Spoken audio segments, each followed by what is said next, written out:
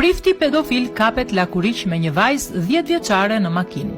Policia italiane ka vënë në pranga një prift pedofil, 70 vjeçari. Don Paolo Glaenzer u kap në makinë me një vajzë 10 vjeçare. Prifti ka pranuar aktin skandaloz dhe për këtë u pezullua nga puna e tij si peshkop.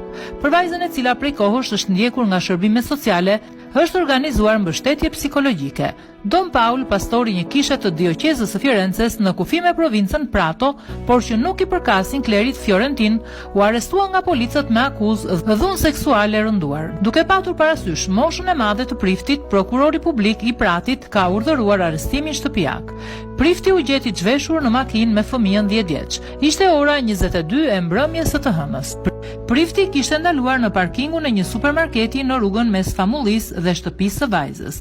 Një banor i zonës i ka vënë re të dy në makinë në një zonë të errët. Së bashku me baban e vajzës ju afruan makinës dhe pasi pan vajzën me pantallona të ulura poshtë, hapën derën dhe nxorën vajzën jashtë. Gjithashtu, duke njoftuar fqinjet. Menjëherë, një grup i vogël i banorëve të zonës është mbledhur në parking. Ka pasur rritje të tensionit dhe ofendime. Prifti u bllokua dhe vetëm ndërhyrja e një patrulle karabinierësh e pengoi atë nga sulmi të pranishmëve. Kjo nuk ishte era e parë që ai merrte me vete fëmijë.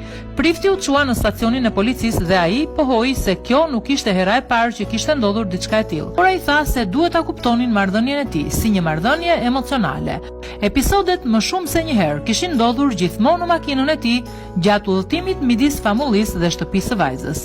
Menjëherë, vajzës së mitur ju ofrua përkrahja psikologjike. Karabinierët po kryejnë gjithashtu hetime për të përcaktuar nëse ka viktima të tjera të priftit, i cili duhej të largohej nga famullia në shtator.